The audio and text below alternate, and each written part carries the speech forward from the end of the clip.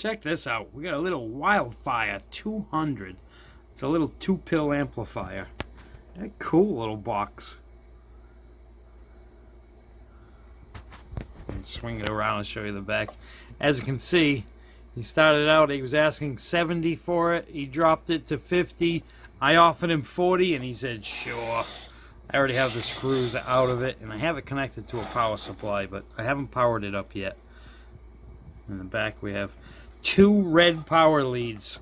That's why the cover is off, because I just wanted to make sure. One of the leads has a fuse in it, the other does not. But I just wanted to make sure, so I opened it up so that I could see which wire was which. Just to make sure. I don't understand why anybody would do that. Come on, couldn't you have afforded some black wire? Alright, I'm going to open this thing up. We'll check out the inside of it. Move the cover. We'll just take a quick look inside. We can see a little bit of goofiness already. That meter. Though it looks pretty good on the face. Look how it's held in. Globs of silicone. It is in there pretty well, though. It doesn't move around. It doesn't wiggle. It's in there well. We have some Motorola SRF 3775 transistors. 2 of them. We'll have to look those up, see what they are. Not too bad. For 40 bucks, I mean, how can I go wrong? If that meter works, hey, we're golden. Well, and the 2 transistors, too. Okay, I have the amplifier all connected now. We're running an Astron 25 amp switching power supply to power it. I have it connected to my Dosey Feel Good meter, and we have it connected to my $20 Cobra 148. And this is all going into a dummy load. The Cobra 148 puts out about 9 watts on sideband and about 3.5 on AM with a 9-watt swing on AM. So let's see what that low output will do for this little box, because I have a feeling this box is going to want really low input. So we're going to go with the lowest power radio I currently have. Alright, let's check it out. Let's actually see if it powers up. I haven't hit the power button yet. We have lights. We have all the lights. Actually, I think I am in AM mode on the radio. We'll check AM first. What I'm doing is I have a 2000 hertz tone that I'm playing through the computer, and then I'm going to put the microphone up to a set of headphones. So we may or may not hear that tone. Let me get it going. We'll find out if we hear it. Well, I can hear it, but I'm not sure if you can. Alright, we are on the 1000 watt scale, so we're going to be looking at the top set of numbers there. We're on AM right now. And it looks like a hair... yeah, a hair under 200. It was still picking up my voice and making it change a little bit. Alright, we're going to key up on sideband and see what that meter reads. Oh, actually, let's put that on sideband.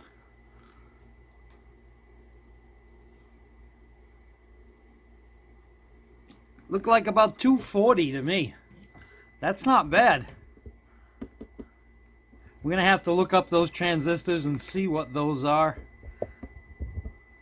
And I need to stop that tone because I can still hear it. The transistors that were in there, they has the what were they? SRF 3775s, and it had 2 of them. I'm not familiar with that transistor, so let's look up the sheet and see what those transistors are. But the amp works. We're showing about 240 on sideband and probably about 195 on AM. That's peak, though. I mean, you're not going to hit those very often just talking into it. Let's actually see. We're still on lower sideband.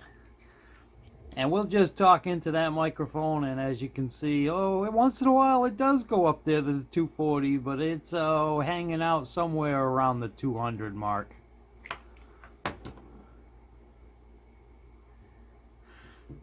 Well, it doesn't actually need a tone to perform well, does it? What a nice little box. How was that meter on there? Well, let's see. Oh, it does. That meter on the amplifier works pretty well, too. And, yeah, it's reaching its full potential. It's heading right up into that high zone. Awesome. What a cool little box.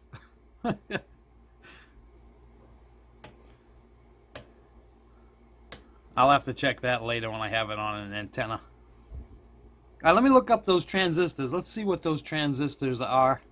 And I'm just curious now, because seeing that kind of power out of it. The transistors I was expecting to see, the 455s, you normally see 200 to 220 out of them on the dosimeter. And I'm seeing about 240, close to 250 with these. The Motorola 454s, those I believe, if you push them hard, you can get, close to 300 watts out of a pair of those. But it looks like we're getting 240 to 250 out of these. Let's look them up, see what they are. I just looked up the transistors that are in that. And let me try and zoom that in a bit. It's a premium grade MRF 455. And it's a direct replacement for where a 455 was used. It's a 75 watt transistor. I believe the 455 is a 60 watt transistor and the 454 is an 80 watt transistor. So this is just a smidge under the performance of what a 454 would give you. But better performance than a 455 will give you. Alright guys, I'm going to play with this some more. I know I didn't show the receive preamp because it doesn't work. And I am just messing up this zoom like crazy. The AM and sideband mode work fine when you put it on AM mode. We got the light. But like I said, the preamp, it actually cuts out the receiver. I don't use a preamp anyways, so we don't need that. Alright guys, I thank you for watching, and I'll catch you next time.